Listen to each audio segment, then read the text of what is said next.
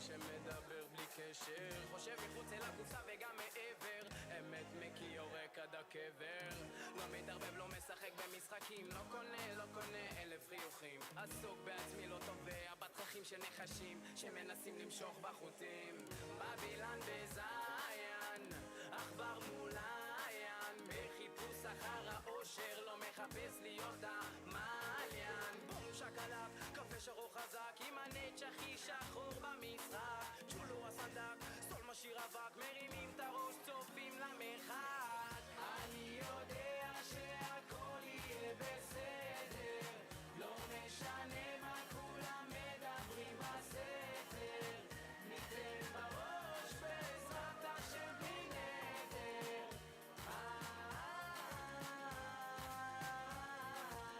אני יודע שהכל יהיה סבבה ניתן את הלב והנשמה נביא את הסוואגה לא נוותר רק נרים את הראש למעלה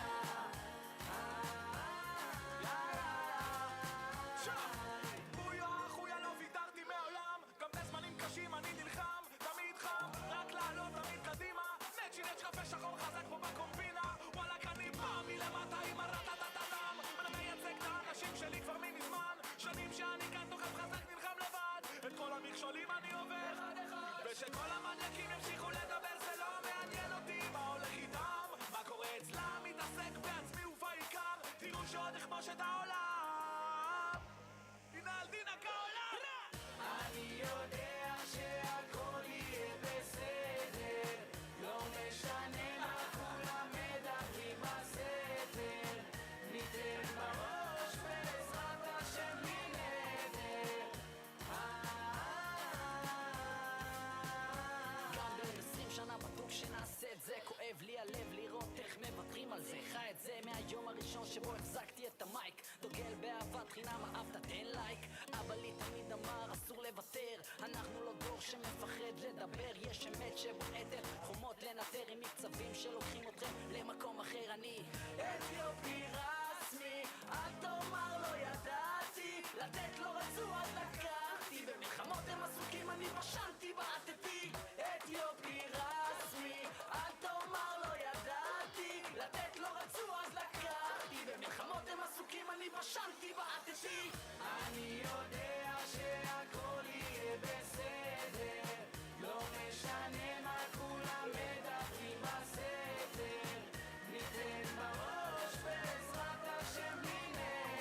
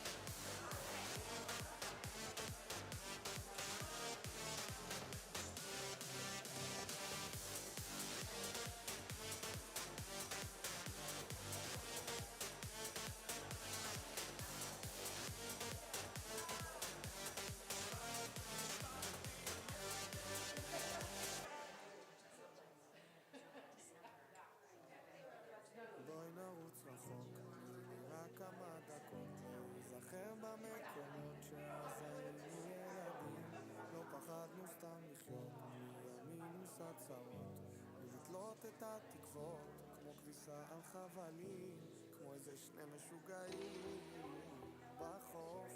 שמרנו רגעים בלב, שתינו את הנוף, ואת היית יפה כמו פרח שאסור היה לקטוף.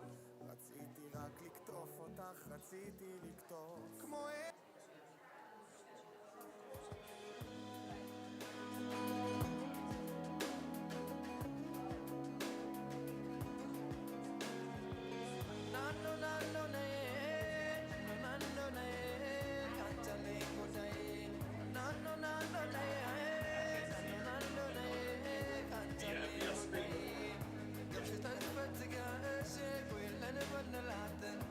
شبع الناقر اللي جاي متها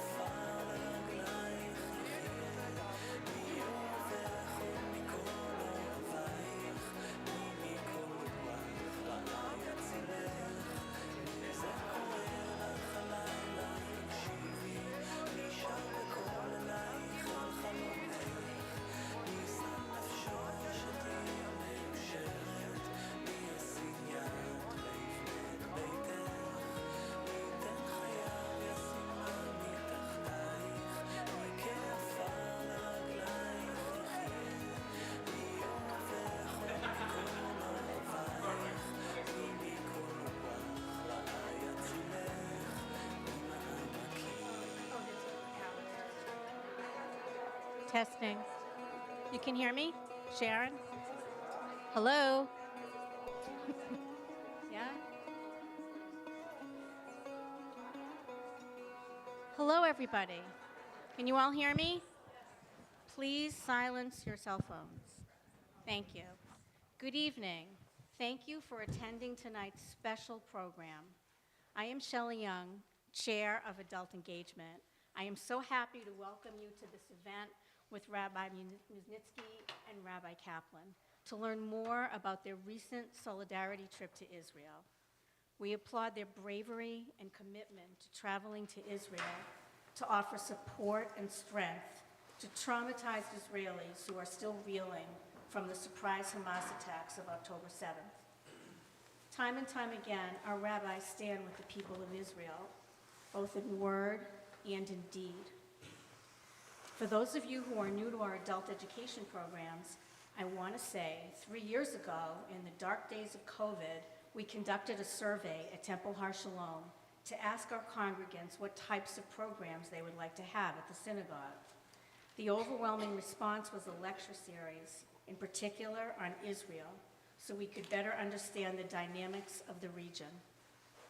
We've had some wonderful programs at our synagogue, including hearing from Fred Bierman, who was here with us tonight. Do you mind standing up, Fred?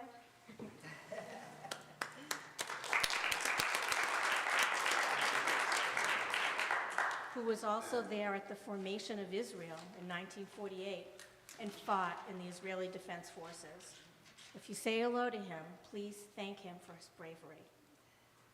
Tonight, we are very pleased to hear firsthand accounts of Israel in the aftermath of October 7th from our own rabbis. I want to add that Rabbi Randy and Rabbi Ron have traveled to Israel numerous times so that each of us could have the opportunity of exploring the country and learning more about her history and challenges. These experiences have helped to solidify us as a community and have helped each of us to feel proud of all we have accomplished, individually and collectively as Jews. We have enormous admiration for their continued commitment to Israel.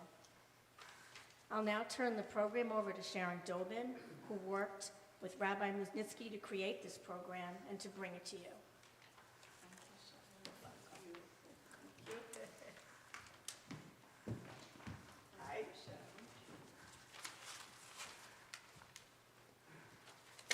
Hello, everyone.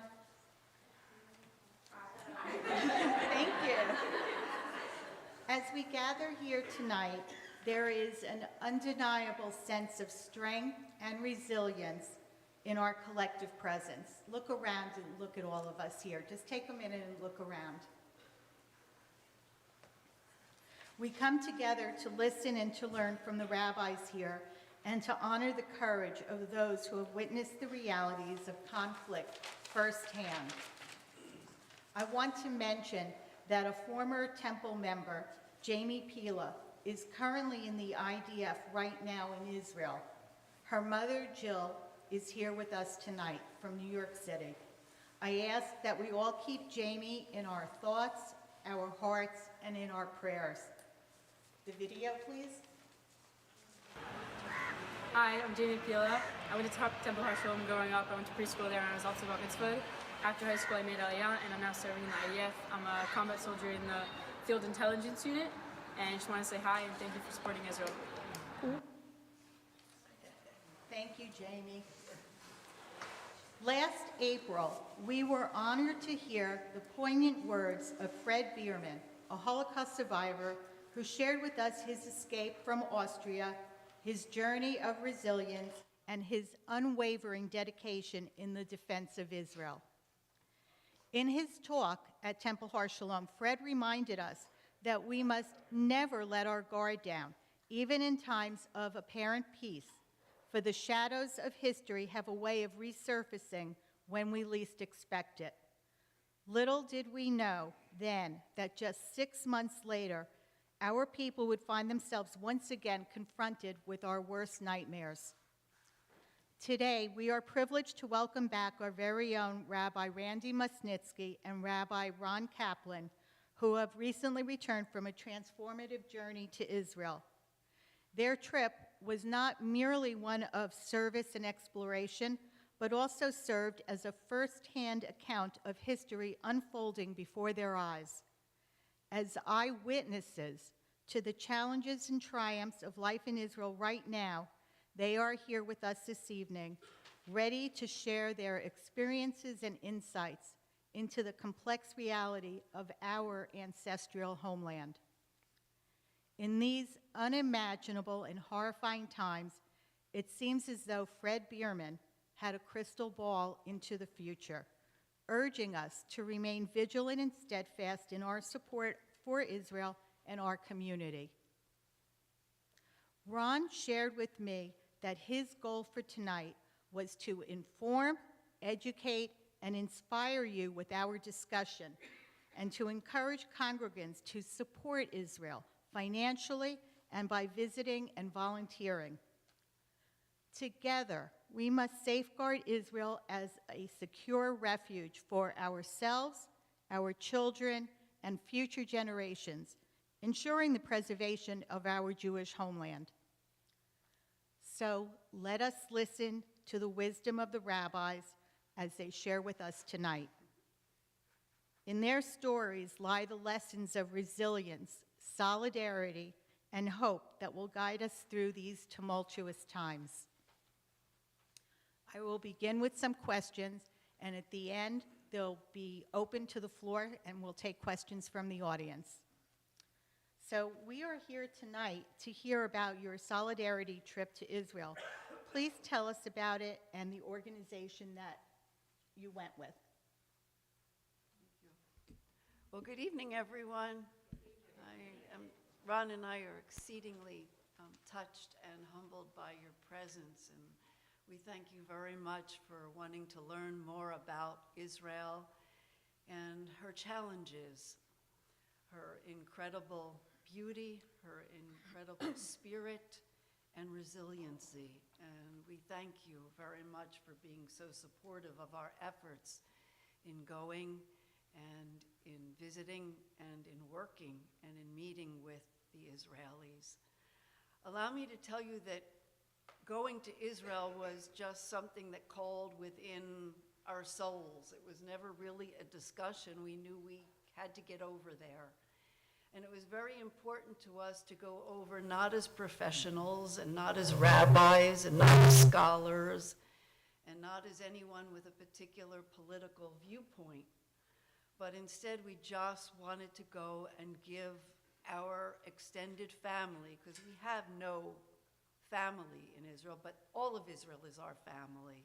We wanted to give Israel a hug, and we wanted to say, we're here for you. We're here to help. We're here to boost your economy, because we did a lot of shopping. We did a lot of eating. And I do say that tongue-in-cheek, but those were the most rewarding times, when you sat with the people, when you walked into the empty stores, when you sat at the empty tables at the restaurants, when you slept next door in your hotel room to the refugees and their children. That's what called us. So we went with a wonderful organization known as Ramah Israel. Ramah is literally a camping organization which encourages Jews of all ages to have connection with Israel. And what we loved about it was that they were just like-minded people, all of them. It was true, not one of them was a professional. They were all just like-minded, committed Jews of every age, from Generation Xers to the baby boomers. And all of us were there for one reason, just to help. Is that right, Ron? Okay. I will tell you, as Ron finds his voice tonight, one of the most beautiful things that took place on our trip was at the end, when we all talked very emotionally about what this trip meant to us. One gentleman, and the people came from all over the world, from Sweden and from England and from Ireland and from all over the States. There was only one other couple actually that was from New Jersey. a gentleman from London stood up and said, I want you to know that the man who has no voice made the most noise. And that was just through his efforts and his excitement and his sheer joy and heartache at being in Israel. Thank you. Can you tell us who you met with and what it was like to meet with the family that our temple adopted, and how are they doing?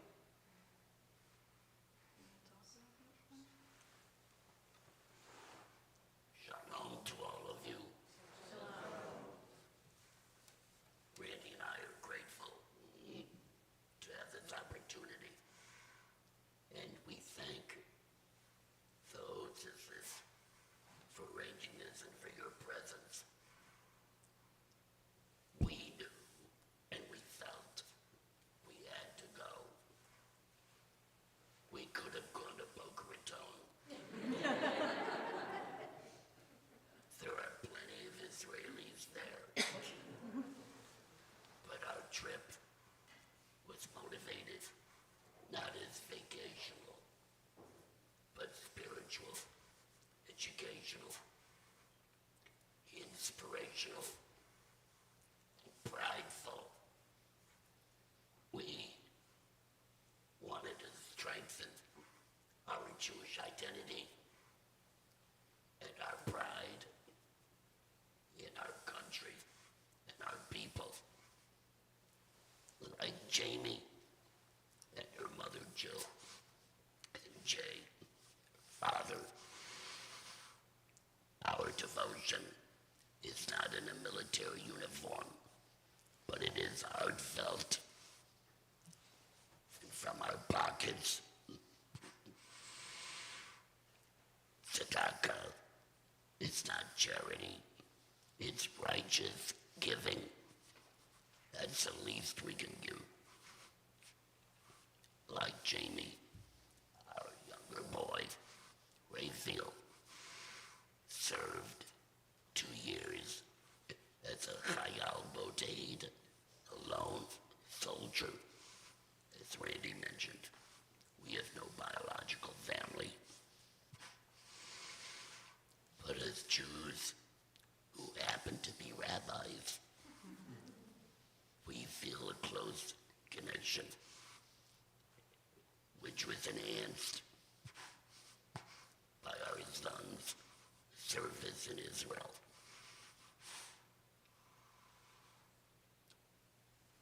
This trip culminated the other experiences we've shared with many of you here who went on Temple Shalom family trips, which were all memorable, meaningful, and will forever, indelibly be imprinted in our souls. This trip, however, we knew would be different. We weren't sure what to expect in some ways. Randy is not a farmer. Far from. And yet, she was thriving, picking cucumbers, packing produce for the families of IDF soldiers serving in Gaza. To see Randy in that capacity was even new for me. Nevertheless, getting your hands into the earth, into the dirt, is a true investment into the land, the people, and the state of Israel. We were grateful for the opportunity to help in the fields, in the greenhouses, on the farms that have been abandoned by residents families evacuated from the kibbutzim in the south.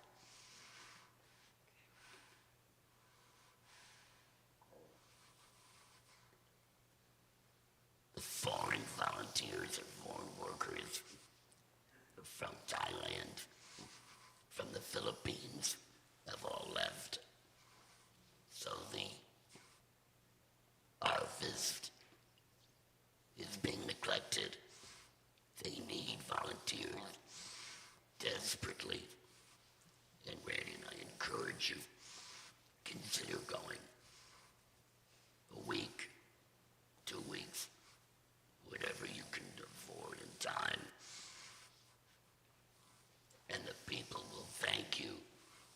They're so grateful for the solidarity of presence and of participation in the healing process, renewal, rebuilding of hope, confidence, to perpetuate the eternal homeland of the Jewish people. Thank you. Thank you. Can you tell us about our adopted family and your meeting with them?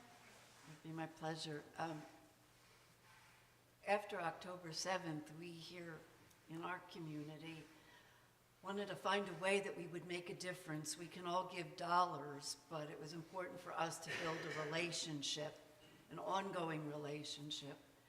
And therefore, we found the organization One Family, which for years and years has been working with those victims of terror and their families, helping to support them in ways that other charities and the government is unable to do. And through One Family, and we here at Temple Har Shalom should feel so grateful that with a donation, and we raised it in a matter of days, literally, we raised $10,000 to assist a soldier who has given of his bravery and, God willing, will be brought back to an active and fulfilling life. Our soldier's name is Yonah Brief. We spent an entire day at Sheba Hospital outside of Tel Aviv, where we visited with the injured soldiers. Israel is experiencing injuries that they've never had before. This is the very first war where the vast amount of casualties outside of death are amputations and soldiers being burned. Sheba has become the center now for amputees and for the burn victims. And to know Israel is to understand that nobody asks permission, you just do and then say you're sorry. And so they're all over. They're on a beautiful day, they're outside, they're sitting on the grass, they're with their parents, most of whom have moved into the hospitals just to take care of their children. So we were with Yonah's parents. We were not permitted to meet Yonah. He is still an exceedingly very ill young man. He's 23 years old. He's the youngest of 6 children. 4 others are still serving in the IDF.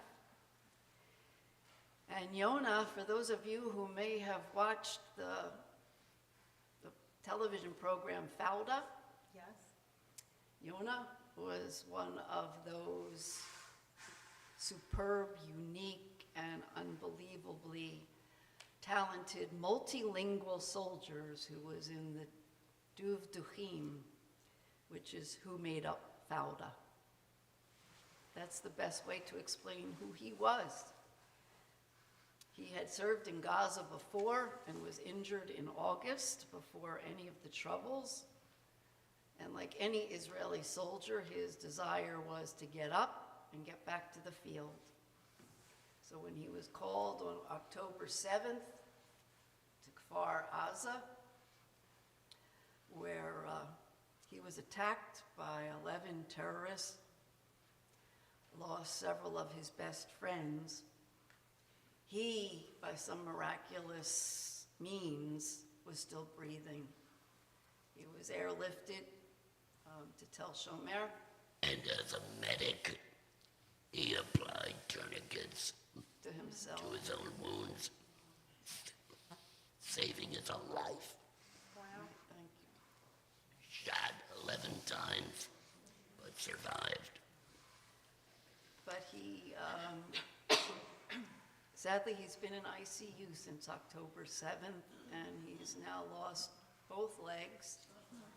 And when we were there and met us and heard about the community, and we said, is there anything we can do for him? They said, well, you know, he loves music, and it would be really helpful for him to have a keyboard, because he can play piano and he can strum a drum.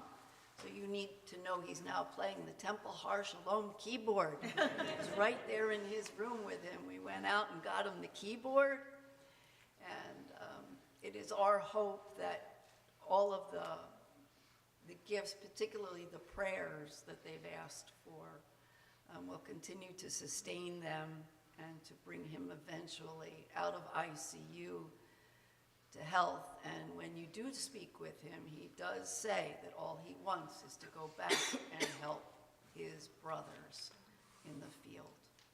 So we His should mother. be very proud. His mother and father, with whom we met in the lobby of the hospital, confidently, bravely, lovingly, are looking forward to his recovery and rehabilitation. Younger than Randy and me. Not negative, not cynical, not pessimistic. Hopeful, life affirming. Life affirming, very Israeli, though American born.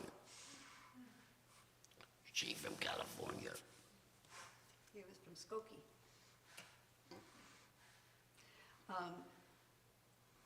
Our hearts went out to them. For all of you who know anything about Ron, his pockets are always filled with candy. The kids know that and the adults know that. And he gained quite the reputation around the hotel and the hospital for whatever child. But when we went to the hospital to meet Yona's family, he really wanted to bring them some gifts. And I said, please, Ron, we don't even know what they'll need. Don't bother them. I need to bring them some gifts. So he packed a bag with me complaining the entire way. And at the end, he said to them, I brought you some gifts. It's what I thought you couldn't get here. My favorite store is Costco. And he brought them the largest bottle of Advil and Ghirardelli chocolate squares. It was the first time Mr. Brief said that his wife had smiled and laughed, because she was desperate for the Advil. It is the one thing you cannot get in Israel, and that's the only kind of chocolate that's not imported into Israel. And she was a native of San Francisco. So was Bashir. So we brought over 75 pounds of Oh my gosh. of things to give away, and they were all so incredibly appreciated. I delighted in spending close to $1,000 at Costco before we departed. And LL did not charge us for being overweight. Oh, I was wondering about that. There are modern miracles. What support are the people there getting from the government of Israel, and what support are they getting from the United States? Can you respond to that? Well, first, allow me to tell you that they are so grateful to the United States and to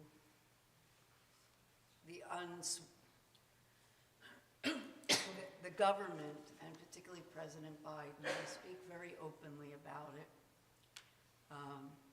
They have felt that since October 7th, They know that they're not alone in this, and they are forever grateful for what has been done. And I think you have to understand the Israeli mentality that they will tell you exactly what they think. And there are no filters. So to see us embraced and thanked, and the gratitude that was shared was so incredibly humbling to us. They treated us as honored guests. We were there to help the heroes.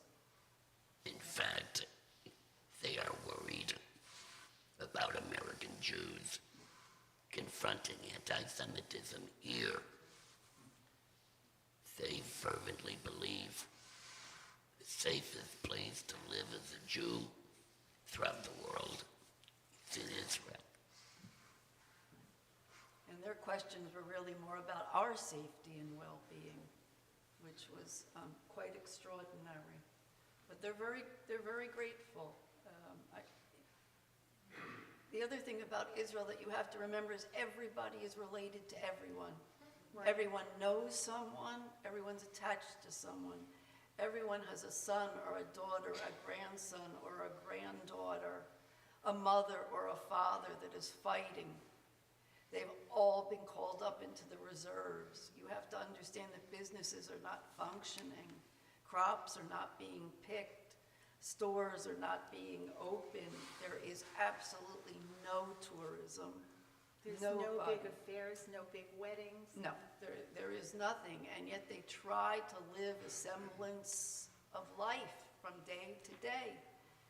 To give you just a little anecdote, those that left had to leave once they were able to leave their shelters. They left in 12 hours. They couldn't pack a bag, not a toothbrush, nothing.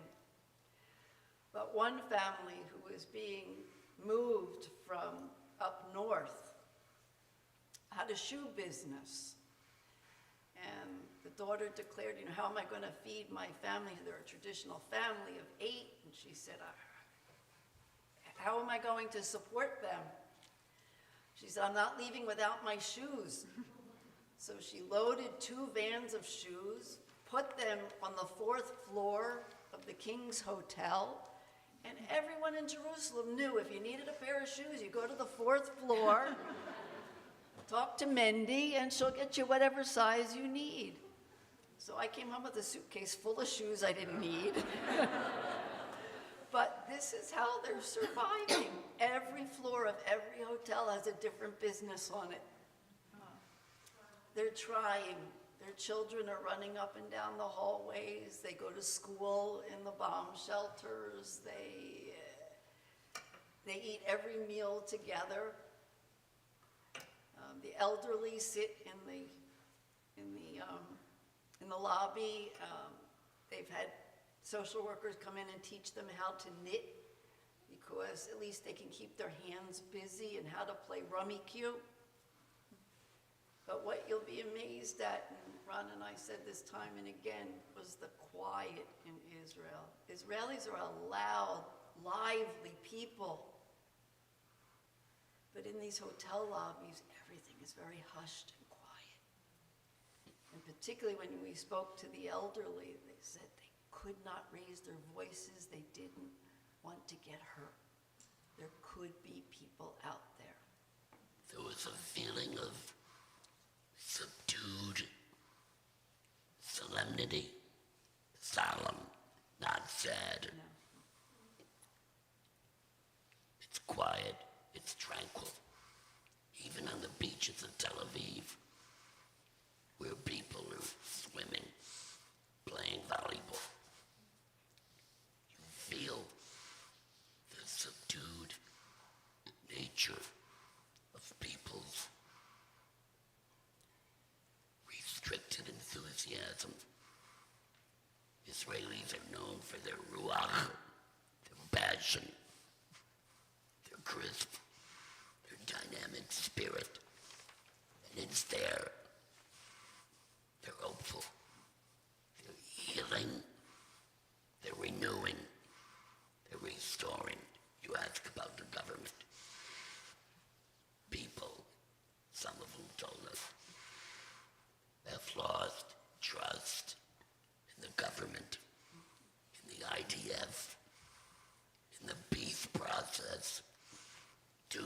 solution. It's a dream of futility. Nevertheless, they want to live in peaceful coexistence. How? When? With whom? Who's in control? Not the Palestinian Authority, Hamas, Hezbollah, Iran, Syria. Nevertheless, there is hope, optimism, confidence, realism, but optimism. And don't misunderstand the division that plagued Israel during the past year before October 7th. But now there's a feeling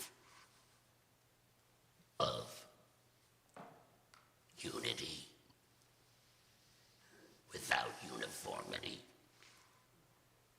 unity within diversity, Orthodox, secular, liberal,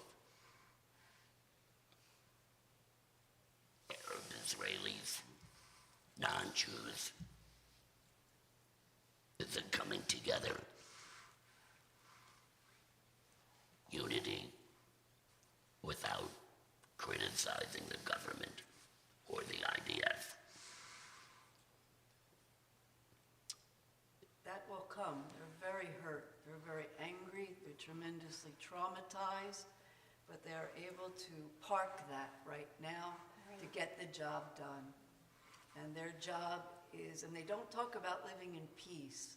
They talk about living in quiet. They just want sheket, the Hebrew word. They just want quiet. Our guide, whom some of you know, working with Randy and me for nearly 30 years, said, Akul Beseder, everything's all right. I said, what do you mean everything's all right? Yeh tov, it'll be good. Gam ze yavor, this too shall pass. If only, if only. Let me pivot for a moment. And as a tour guide, he's out of work. Tourism is the lifeblood of Israel. We didn't see tour buses, Jewish or Christian. It's going to be a different world when we go back there. Let me pivot for a moment to, did you visit a kibbutz, and can you tell us about that? So the trip was meant to be not only volunteer, but experiential, and to help us come home as ambassadors, to help right some of the wrongs we see portrayed in the media and on television and in the writings and on college campuses. Just one by one to tell what we saw and to let people know the horror that actually took place. And I can tell you that I thought that we were well-educated, understanding people until we actually got there on the ground and saw the incredible, what do I want to say, destruction, but so much more. You'll see some of it at the end of our talk in some of the slides, how life just stopped. And the coordinated effort of more than, please remember, this was army of terrorists, of more than 4,000 terrorists. 4,000 Hamas members came over, breached our borders, and did the most heinous crimes against humanity. Shabbat morning of Simchat Torah. On what is one of the most sacred holidays on our calendar, when they knew precisely exactly where everyone would be, because the one building of Kibbutz Kfar Gaza that wasn't destroyed was the synagogue, because on Shabbat morning everyone was in their sukkah. They hadn't yet made it to the synagogue, so there was no reason to go to the synagogue and destroy it. Better you should destroy the children's homes and the teens' homes and individual families and attack Kibbutz Re'im, Nova. We went to the Nova Festival in Kibbutz Re'im. We went to Kfar Gaza. We went to the Moshavim, and every day we spent in what is known as the Gaza envelope. And Ofakim and Sderot as well. Ofakim is the sister city of Metro West Jewish Federation. Yes. And our day would be early morning to go volunteer, and then we would, I don't want to say we would tour, we would be honored to be taken to stand Kaddish and to stand Shiva. I say not sit because these are not places that you would ever go to sit Shiva. They're totally destroyed. But we stood witness and Shiva and Kaddish and helped them to understand, and ourselves to understand, what do we do with these tens of thousands of homes that are uninhabitable? Do you keep it for posterity and so that people will learn the history? Or do you wipe it out and rebuild as if nothing was?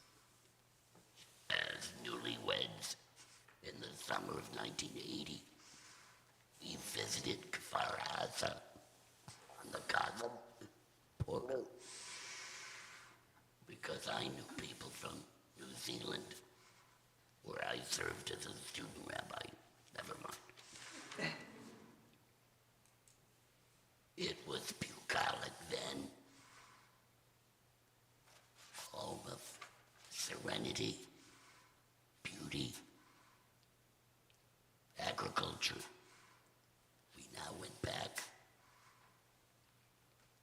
It's a place of death and destruction. But there are small alleyways with fruit trees, almond trees, eucalyptus trees. You can envision the beauty, the natural bees of life on this kibbutz, which was heartbreaking to experience. As Randy said, the horror, but also the heroism of people who fought back, who protected their children and their wives and themselves, who saved others. We went to it looked like a small concrete bus stop, maybe with a bomb shelter. 13 people were hiding there. Grenades were thrown. A brave man grabbed a grenade, threw it out.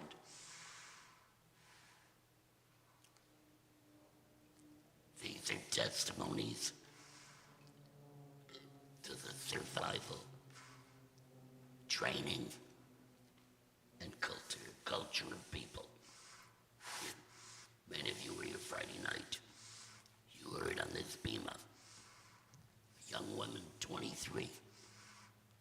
Here is young, but at the maturity of people 3 times your age who survived the Nova Festival.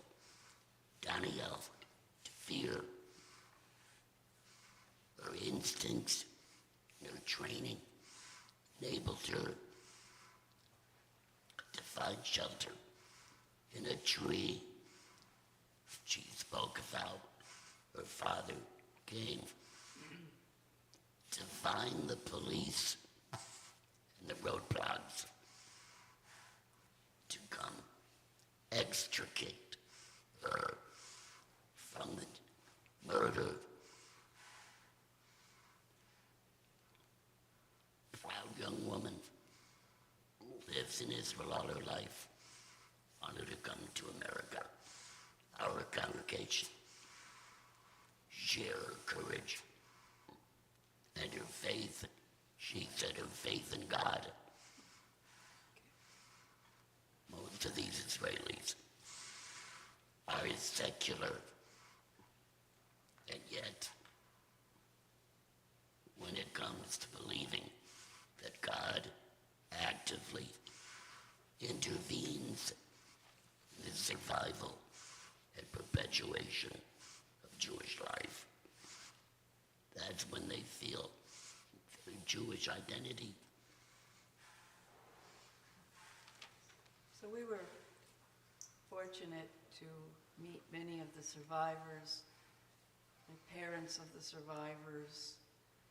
We spoke with the families at Hostage Square and met those whose sons and daughters are still being held captive. It is surreal to hear their stories and try to grasp just we say in Hebrew, a pilpul, a little grain of pepper of understanding. But it's truly not possible to understand their agony and their loss.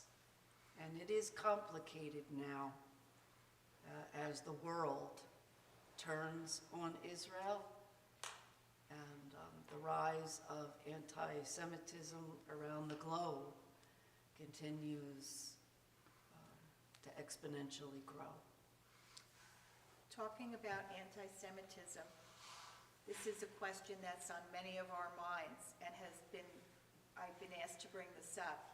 How can we help our children respond to anti-Semitic comments and criticism of the war in Gaza? How do we put our children in a position of defending Israel's actions? And how can we help our children feel secure? Many of them have been protected and have not experienced such flagrant anti-Semitism in their lives. How do we comfort them? And when we ourselves are frightened over this threat to Israel and to our existence here. I worry for our children, and I look at ourselves who did not do the best job we possibly could have in educating them and making them braver, making them more knowledgeable, making them prouder. I don't think that I never felt anti-Semitism. I grew up in Fairlawn and I never experienced it until now. Well, for the vast majority of us, we grew up in what was called the golden age of American Jewry. And our parents raised us as we raised our children to think that this too is the golden Medina, the golden land of prosperity and safety and freedom to be who we want to be. And perhaps it was just 20 years ago when the population shifted and Israel became the #1 country with the Jewish population in the world. And for the first time in history, America fell to second place. we start to understand that our lives were shifting and Jewish life was shifting. It's hard to come back from Israel and understand that Israelis put their children and their grandchildren on the line every day. So for me, Sharon, that's a very difficult question because I say we need to make our children stronger, more knowledgeable, and far more braver than they are. They are far too comfortable. They have forgotten who they are and where they've come from. We have not taught them their history. We made Judaism fun. We didn't always take it seriously. And we forgot to remind them that we are a minority. I don't care how comfortable we get in this nation or any other nation we live in. We are here as the guests of those who are the majority, and that is not us. That majority may change over and over again, but we will always remain just 0.1%. I looked up what the percentages of Jews in the United States, and it was around 2%, even though New Jersey and New York was higher at like over 4%. And you don't feel like a minority here, but now suddenly, when you see all this anti-Semitism on Instagram and Facebook, and you're afraid to even respond to it, but if we don't respond, then what? But never capitulate to a feeling of being tolerated. We are equal, and we're prideful. As Randy has said, knowledge, pride, loyalty, love. Teach our children and ourselves, the Jews in the mirror, to hold our heads high. Pride is based upon knowledge, identification, synagogue membership, active involvement. That's what's so admirable about this synagogue. Visiting Israel, sending children to Jewish camp, Jewish day school, if you're so inclined. Birthright for college kids. Adult education, sisterhood, men's club, JCC, every Jewish opportunity to engage, to feel good, proud, not embarrassed, self-conscious, inferior, or apologetic. I would at this time like to open up the floor to questions from the audience. Are there any questions? Yes, please speak loud. First of all, thank you for this, and thank you for everything you've done for the synagogue, both of you. I've got two questions, and they're big questions, so I'm sure you're going to want to be about for another night. The first question is, obviously, you both experienced 9/11 and how New York and the United States recovered from that and dealt with it. How does that compare with how Israel is dealing with essentially their own 9/11? Sharon, if you could just repeat the question so people on the broadcast can hear. I'm sorry. How is the people of Israel responding to their own 9/11 now? 9/11 is when, as a rabbinic chaplain, I contracted laryngeal cancer 20 years later. That was a tragedy. Thousands were murdered. Those who died October 7th were not killed. They were murdered. Hamas are not militants. They're terrorists. Use the proper language. And I would say that you do notice a parallel. You never used to see the flags hang, the Israeli flag is hanging from every car, every balcony, every building is lit. There's a pride in who they are. And you don't hear openly until Saturday night. Every Saturday night there are massive demonstrations against the government. But on a day-to-day basis, they're behind their government. And they're proud to be Israeli, and they will stand with one another. So in that regard, you do see the parallels. It has brought them together as a country like never before. And it's also putting pressure on different areas of the society that have never had it before. Because finally, the less religious Israelis are saying, look, we're happy to be in the army. We're happy to defend this land and this country, but we need the other 20% of the population, what are known as the Haredim, or the ultra-Orthodox, to do their part. That has never happened before. How are they responding to that request from their fellow countrymen? It's difficult because they, of course, feel that they serve their God by praying and studying. But that is no longer enough for the Israelis who are literally giving up so much for their safety and well-being. As one father of a soldier deployed in Gaza told Randy and me, everyone has to be underneath the stretcher to hold it up. Hold it up, right. Right. Is there another question, Jill? Stand up and... I could have a lot to say, but okay. So I'll start with the Haredi Jews, the religious Jews. So Jill, come up and use the mic, please.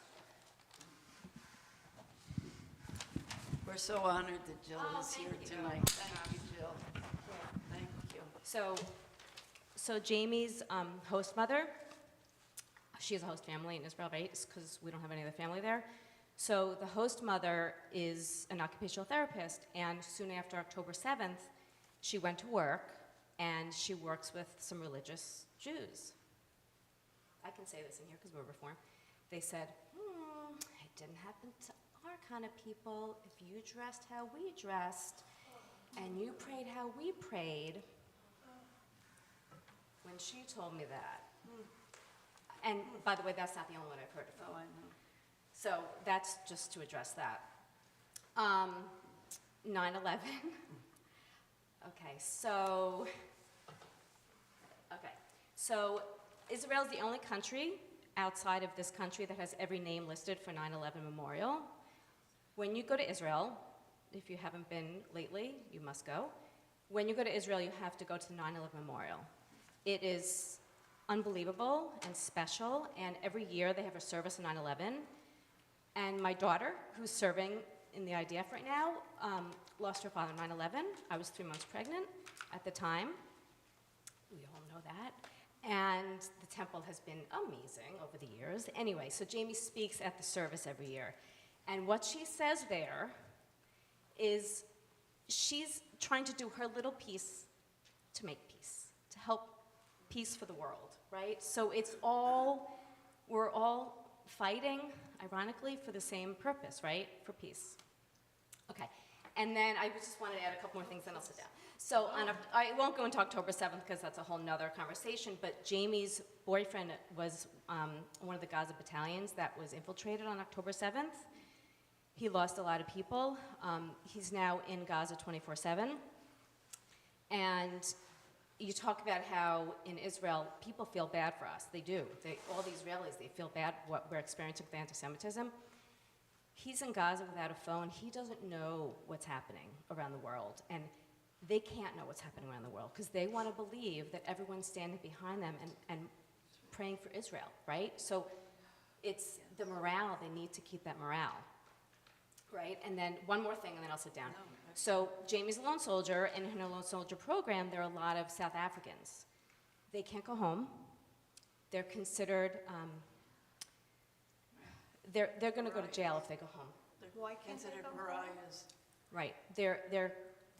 They're considered criminals because they serve in the IDF, and South Africa does not accept them anymore. So they can't go home. I don't know what's going to happen, Right. but they can't go home. Thank you, Thank Jill. Thank you. I feel like it's like their Vietnam. I see a parallel to Vietnam. Like it's, if they ever knew that they didn't have the support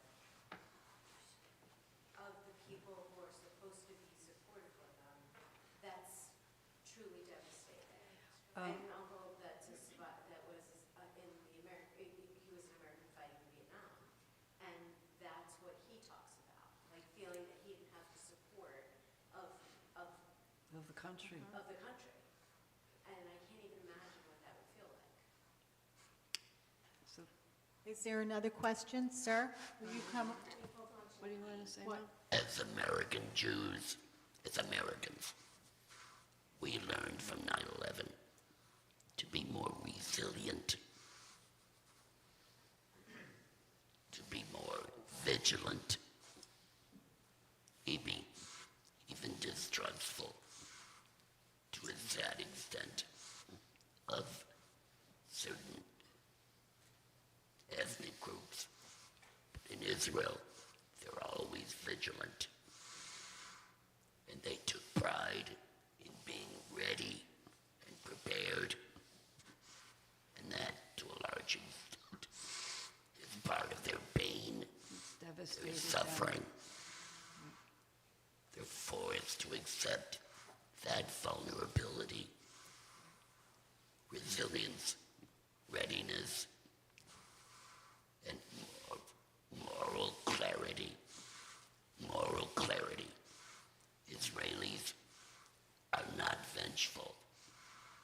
They're not seeking to kill the enemy. They want to destroy Hamas and Hezbollah. But this war, different than the Holy War, it's not a holy war, but it is a milchama, mitzvah, a commanded war.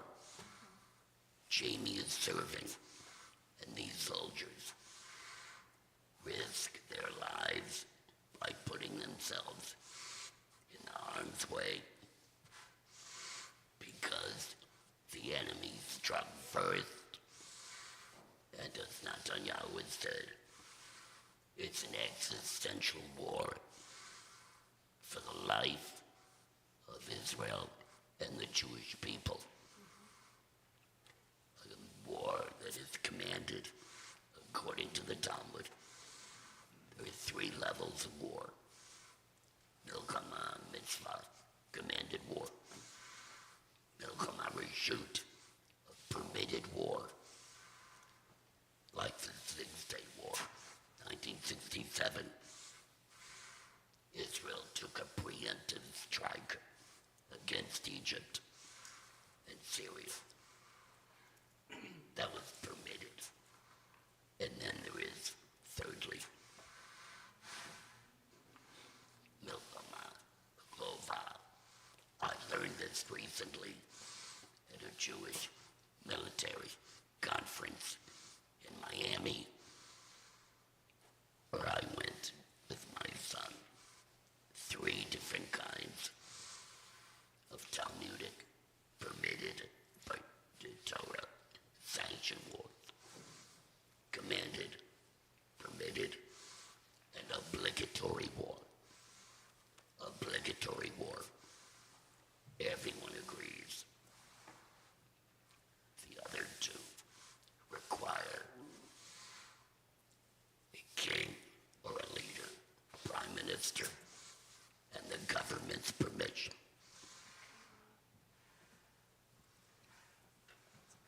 Thank you. I'm going to bring the mic down. Did you have a question? Just quick. Did you have any interactions with Arab Israelis, or if you didn't have any interaction with them, did you get a sense of what sort of Israeli attitudes and what the whole situation is? Because there's what, 1 in 5? Is it like 20% are Arabs? Yes, again, it was very important not to make this a trip built on relationships, not on ideology. So we spent one entire day in a Bedouin city of 30,000 people with a great many Arab Israelis who are there supporting the war effort. And our media doesn't talk about it, but their family members are dying. They do serve. And there are 10 in captivity that have not been freed. Nobody talks about the Arab Israelis and Bedouins that have suffered along and truly only want to see an end to this horror because they're not separated out. They're not separated out in terrorism. They're just Israelis. Right. Christian Arabs, Christian Israelis, Christian Arabs are suffering too. Tremendously. Bethlehem during Christmas was vacant. The Church of the Nativity in Jerusalem, empty. Usually thousands of Christian pilgrims from Africa, Europe. But everyone is hurting. Everyone is hurting. And you don't hear, regrettably, all we hear is the negativity coming out of the West Bank. The vast majority of the West Bank wants to go back to life as it was because they were living well. They were being educated. I read an incredible statistic the other day that before Israel took over Gaza, the mortality rate was 40% and the population was 900,000. Since Israel, when we left, the population is now close to 2.9 million. The mortality rate has dropped to an incredible, they live now till nearly 80 years old, which was unheard of. 90% of the population can now read and is educated. Where before Israel took over Gaza, there was nothing. There were no universities. There are 20 Arab universities now. Before Israel went into both the West Bank and Gaza, there was not one university. Nobody talks about that. Nobody talks about, we saw it at Sheba. The Israeli next to the terrorist being treated. How do you know the difference? Because they have a handcuff. That's how you knew. If they were handcuffed, they were a terrorist. But they were being treated in the very same beds and next door. That's part of moral clarity, Jewish obsession with treating even the enemy with dignity. Thousands of Hamas have been shot. I learned those bodies are identified to distinguish them from Jews. They are handled with integrity, dignity, and returned, if possible, to their families for burial. Moral integrity.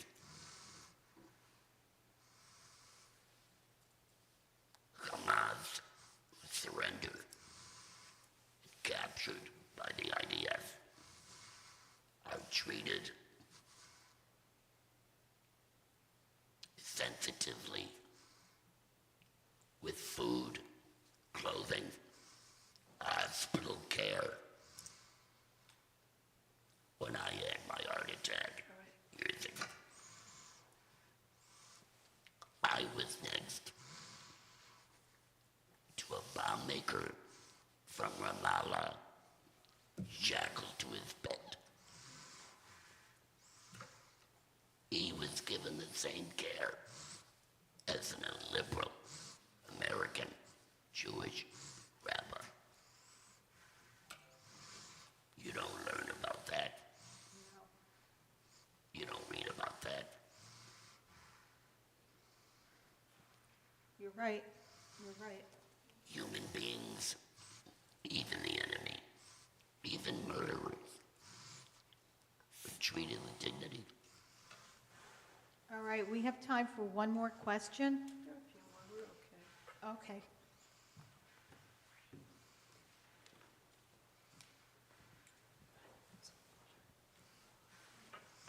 Thank you for sharing your experiences with us. Oh, Just thank you, truly Laura. remarkable. The question I have is, Israel, the people and the government are used to negative sentiment from countries around the world, but they've always relied on the United States for support and advocacy. Are the Israeli people and is the Israeli government concerned about the recent changing tide of sentiment, calls for ceasefire, but Biden's recent statement that he's going to have a conversation with Bibi Netanyahu about his come-to-you-know-who moment, and Chuck Schumer's recent comments. Are the people concerned about that? And can they manage without United States support if it comes to that? Israel believes that they are a full sitting democracy that has every right to make their own decisions. And the bottom line is nobody else is putting their lives on the line for what they need to fight for. So while they have always been grateful, incredibly grateful for the relationship, and please remember the relationship since 1948 has been, you always have governments that have waxed and waned here in America. You've always had tremendous anti-Semitism within our American government. But when push comes to shove, the relationship has always remained steady. They feel a lot of it is just verbiage right now because it's a political system and they'll remain quiet. But they are determined to do what they need to do to survive. There is a confidence of the interdependence, the mutuality between our two countries. However, we need to be verbal with our congressmen, congresswomen. We need to stand up, speak openly. But Laura, you're absolutely correct that we put more emphasis on that than the Israelis do. We pay attention to that. And in truth, it's just, for them, a lot of noise. They have a job to do. They have a war to win.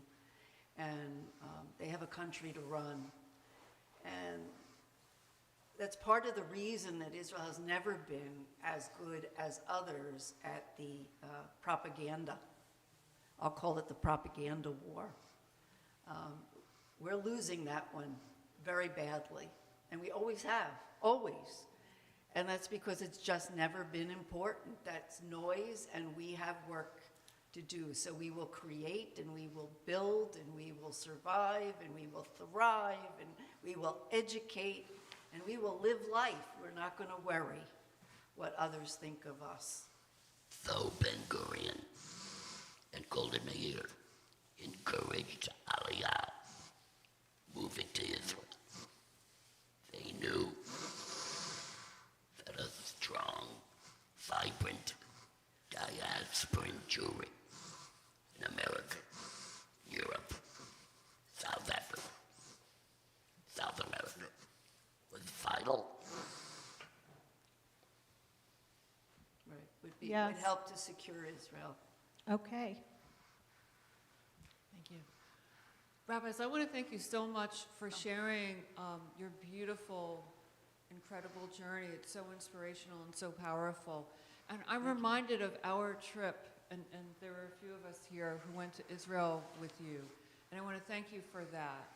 It was a very important moment in my family's life. And I'm just wondering when you think you might be going back with us, if that's ever going to happen, or how you recommend for us to get there. So, thank you, Jeannie, for the Thank you, question, Jamie. because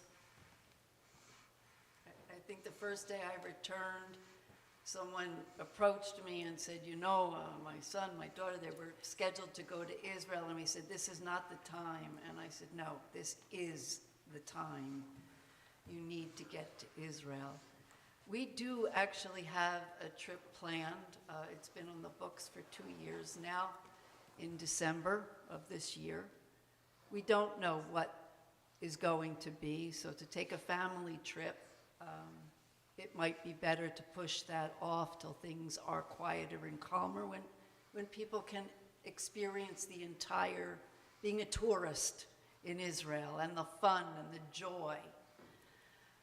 But we are going to, and you will see this, that come just a month or two, we're looking at early summer, we are going to have a solidarity trip to Israel, where we will make it possible for anyone that would like to join us for just a 5 or 6 day trip to join us, come give Israel a hug, go to work, because Israel's going to need it, show our support, and then come home and share our stories. So we felt, as Randy said, the gratitude expressed by everyone when we left the country. We flew into Lisbon. I quickly removed my kippah, my yarmulke, which I had worn every day in Israel, but I took it off in the airport. And Randy and I saw on the way to the baggage claim all the El Al crew, and El Al was the only airline flying in and out besides Emirates. Emirates is the only other airline, and United just started. The LL crew quickly took off their uniforms and put on civilian clothing. And then we went to the baggage claim, where I said to Randy, looking around, we're in Portugal. We're no longer among our people. I miss our people. That feeling was part of our motivation and our incentive. Israel depends upon world Jewry to feel like family. May I ask, just by a show of hands, would there be those who are interested? We're going to do it whether we have 5 people or 10 people, but as our community, to go visit our family there, Yona, God willing, and volunteer and do some good work. But I want to thank the rabbis for sharing their evening with us, their experiences, their heart and soul. I know it means a lot to everyone here. thank you, Sharon. May I just, are there any other, we're as open and honest as we can be. We will not talk politics, but we will certainly talk issues, because it's not our politics to talk about. Was there any other questions? Otherwise, okay. Okay. Do you think at some level Israel's response is playing into the hands of Hamas and Iran to get all these Arab countries against Israel and not want to have alliances with them? I know it's a necessary evil to some extent. Israel needs to defend itself. But I thought this all started because Israel was developing like a better bond with Saudi Arabia, and Iran didn't like that and wanted to put the kibosh on it. There was an incredible comfort level of a I'll say, a golden age of Israel coming of age in the relationships that it had started to have with other Arab countries. We know that part of the timing that Hamas chose was to try to shine the light somewhere else. However, very quietly, Israel's still doing business and still has relationships with all those countries, with Saudi Arabia, with Emirates, the UAE, quietly even with Turkey, which is espousing the death of Israel. They're doing tremendous business together. With Jordan, with Egypt. Right. So it's hard to know there are so multiple layers, so many layers that we'll never know. But yes, part of the timing was to shine the light somewhere else. Israel was getting comfortable, and the Arab world understood that they needed Israel as an economic partner. The rabbis took lots of pictures, and they culled it down to a few that Josh is going to play on the screen for us. And if you want to comment on any of the pictures, please do so. Randy used the word horror, but also heroism and humility. These pictures. Our first picture was that of an empty airport. There was one airplane at an international airport. This is the airport. There's no one there, and what greets you immediately, of course, are the pictures of the hostages. Both sides of the ramp. Everywhere. The pictures of the hostages are everywhere, and that's something that we as Americans can't appreciate. We just cannot appreciate it. This was our first assignment, packing food boxes. This is just a way to give you a glimpse of what, of the broad... Packing produce for families. It's so ironic. They talk about hunger in Gaza. And in Israel, you have all this food that is rotting because there's no one to pick it. Most of their food used to come right from Israel. They're the ones that came over and have destroyed the crops, and they are now complaining that they are not being fed. Nishmat kol chai. Our soul is alive. We had to do things that never would they ask. Oh, look at you. Oh, yeah. I never learned how to destroy and pick. It was very hard work being the hothouses of the cucumbers. Lemons, but as you can see, oranges. the weather was beautiful, and life didn't stop at all. And this, of course, is just a reminder, anytime you get anywhere, from the minute you land, you have to know where to go for safety. You have 15 to 30 seconds to get to shelter. Those were our 75 pounds of goodies we brought. Those were the kids looking for chocolate. You know, so these were the elderly women that had, many of them who came from the South, and only 20 years ago, arrived from Ethiopia. The lives that they lived. Those were Yemenite women who came in the 50s and now, once again, have fled their homes. Everywhere are pictures and stories of the heroes who gave their lives so that other people could live. Every corner are the hostages. Ra'im is, of course, the town where this is what Danielle spoke about. They have a plant and a tree for every person. Israelis go there to sit Shiva. These are the... That music festival was in a clearing of eucalyptus trees. Beautiful, bucolic. And now, where blood was shed, they've planted red poppies, kalaniyot, anemones. were just experiences to see how at a found anywhere there are Dizengoff. remembrances, right?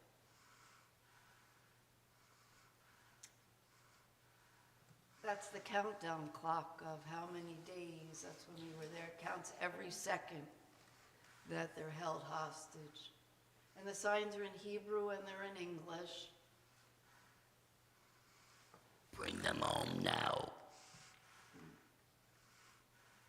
I think one of the most powerful conversations we had, and all these conversations with people were by accident. These were not set up in any way. But in walking through, Together we will prevail.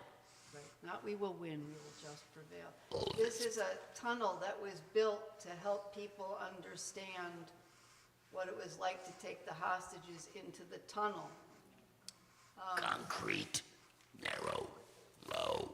And as you run through it, the bullets are blasting and the bombs are going off. And I signed it right there on behalf of Temple Har Shalom. I signed the tunnel to say we are here with you in love from your family in New Jersey. Are those bullet holes? Yes. I felt that I had to run through it to experience what these hostages are enduring. This is the Shabbos table that they set every Friday night. It sits empty until the family members come home. There is a family member at the hostage square 24 hours a day, 7 days a week. You can sit and talk to the family. We wait for them. And that's kibbutz Prairie. And these were the soldiers we fed and cooked for. There were 300 of them. Ron looks very happy. And they were exceedingly happy. And then, of course, families have just set this up everywhere. The pictures of their loved ones who are not coming home.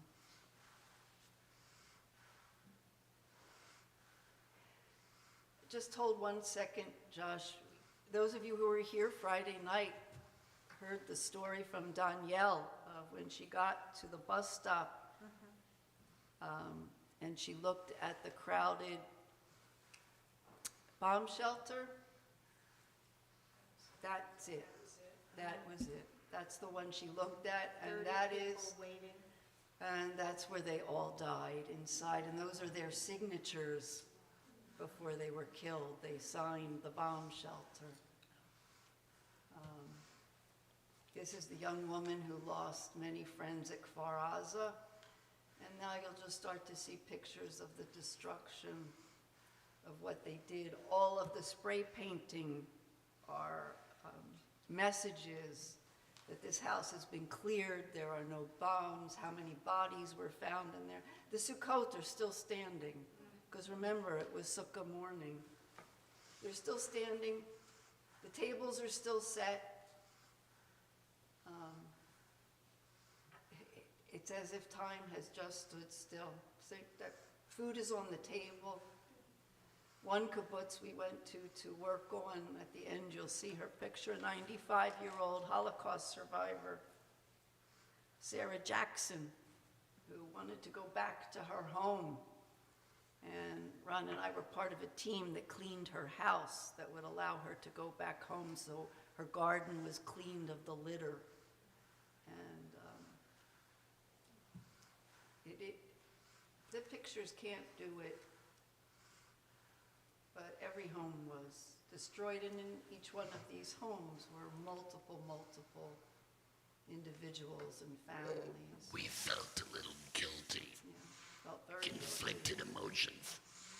Taking pictures. Because these are not tourist attractions. Look at But this. they want you to, and they want you to, that's called Death Valley. If you didn't take the pictures to prove it happened, someone will say it never happened.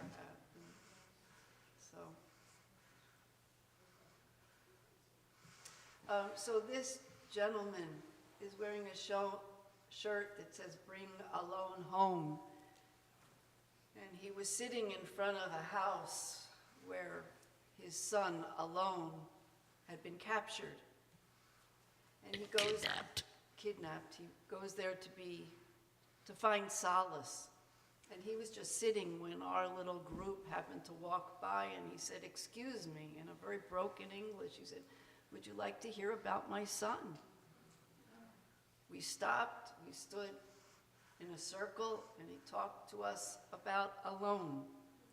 You actually all know Alon, because he was one of the 3 Israeli kidnappees that escaped and then were murdered, killed by the IDF in an accidental shooting. He said, Mistakenly shot. I need to tell you about my son Alon. But We he's not sat angry. stood with him for about an hour as he showed us his home and where he used to live and where he was taken and where he was dragged from. And he just said, "Thank you." Is forgiving, not angry. Yeah. Understanding, accepting of the decision to shoot. To shoot. Yeah, they understood the families. So those were the kind of experiences that we had. These were the homes of young couples and singles who on the kibbutz get their own apartment for the first time. And that's where they first attacked. They attacked those who could have fought back. They took out all the young ones first. They were very, very strategic in how this attack was coordinated. And then we learned and saw the remnants of, this was they just destroyed to destroy. I mean, why are you shooting the washing machine? And you'll see in a minute, they absolutely destroy the refrigerators and the ovens and the ceilings and the rooms. They were just there to destroy whatever. This was a new married couple. This was actually their home where they had died. And the family members are there and they're saying, "Please go back and tell people what we're dealing with." That was the untouched synagogue. And this is our 95-year-old Sarah Jackson, who was the first one back to her kibbutz because we cleaned her house to allow her to move back in. And those are the kids' bicycles that were left on October 7th and the flowers that are now blooming. I mean, that's what's so hard to, you're in the middle of life. And of course we went to the wall. And what's different at the wall is Yisker for every one of those that have died, and they add the candles. Sheba Hospital, and you're going to see our family. There's the Brief family and our escorts, and what an incredible picture of what we hope to return to, God willing. So thank you all for your time, and Ron and I will be here